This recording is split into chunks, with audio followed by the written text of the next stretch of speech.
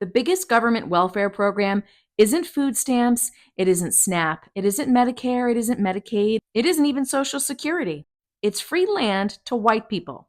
It was called the Homestead Act. Come, let's do our homework.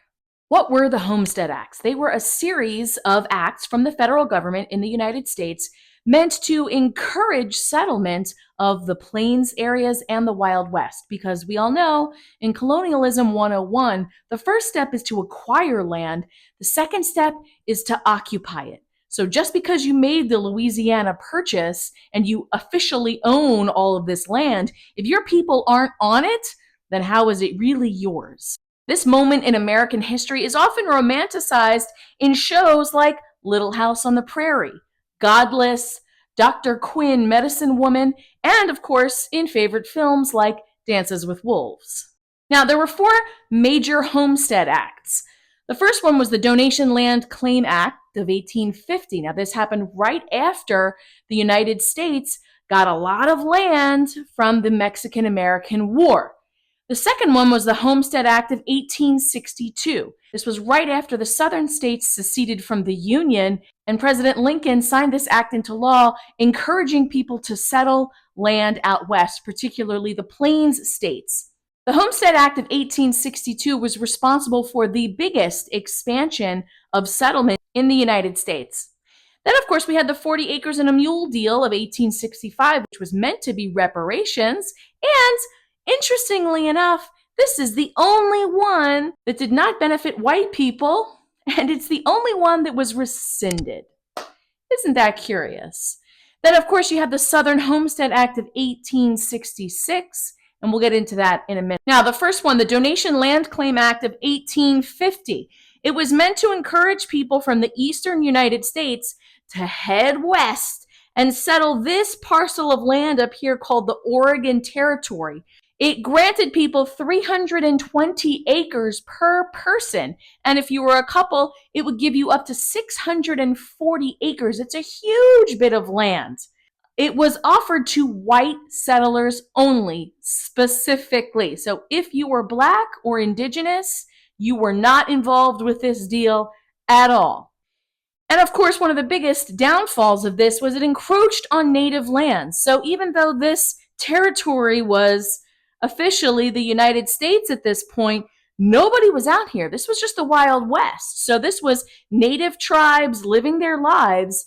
And as white people started moving over from the east out to the west, taking over, encroaching on people that were already living there and didn't care if Spain sold land to the Americas on paper because that was their home. One thing it did allow finally was for women to be landowners, but it was repealed in 1855.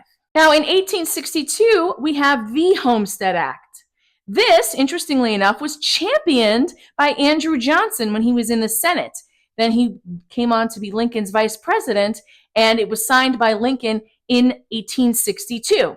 It offered you 160 acres of land, free and clear, if you could improve it. So you had to live on the land, farm it, and stay there, improve it for 5 years. This is covered in Little House on the Prairie. That's what they were doing. It encouraged you to move to the Plains states, sort of the middle of the country, and set up farms. It was meant to encourage the poor to middle class individual farm.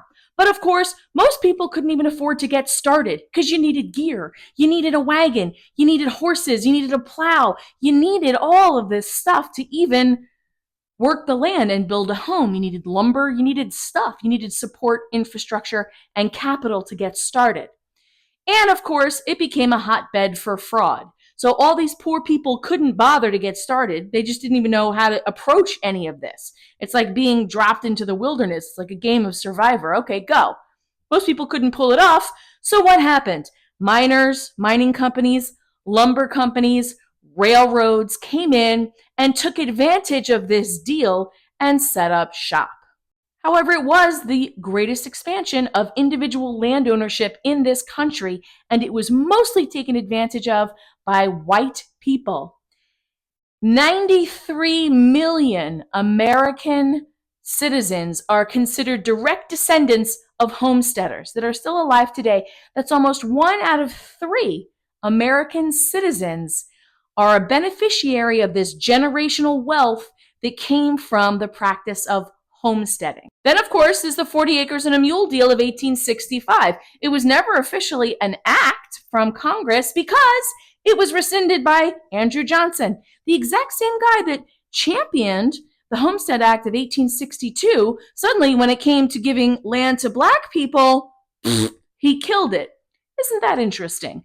He intended to make it a law, but he was assassinated before he could, and it granted small plots of land on seized Confederate plantations here on the south shore of the eastern seaboard. This is prime real estate. This was a very specific bit of land that was included in the 40 acres and a mule deal. The plots were specifically marked for formerly enslaved people, and it was considered payment or reparations for the service of over 200,000 Black soldiers who fought for the Union to defeat the Confederacy. So this was a deal specifically just for Black people. White people need not apply. And it was the one that was killed.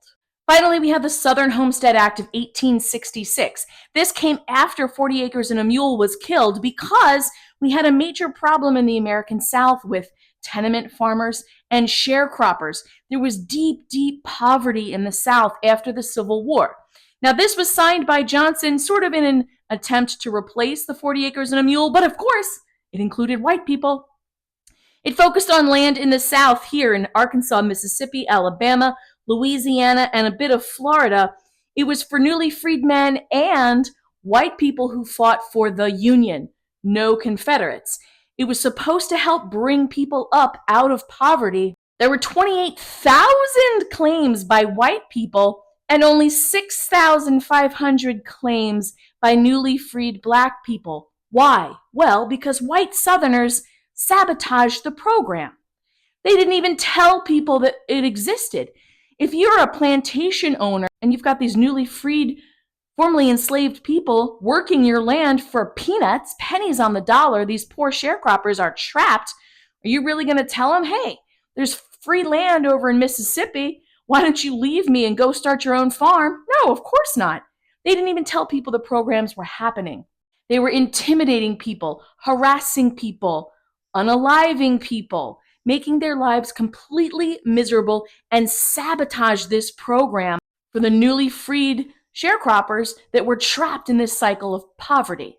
It was deliberate. This wasn't even the prime real estate, the good farming land, the beautiful land along the coast. This was swamps and bayous and forests. If you're a poor sharecropper, what do you know about clearing forests and building infrastructure to even get you into some of these places? So the Southern Homestead Act of 1866 was wildly unsuccessful. It disproportionately helped white people and not Black people.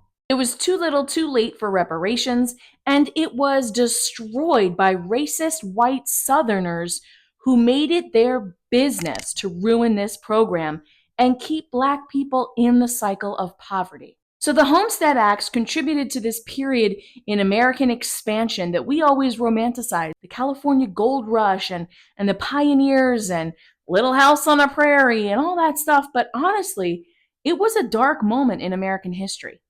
It was a huge welfare program that disproportionately helped white people instead of the people who truly needed help.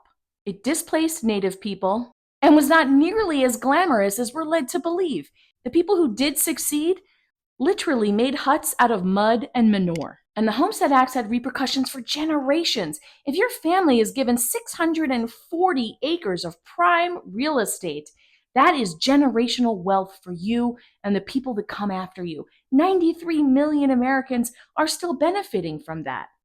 So we have this narrative of pick yourself up by the bootstraps, but it's a hell of a lot easier if you're given a free pair of boots.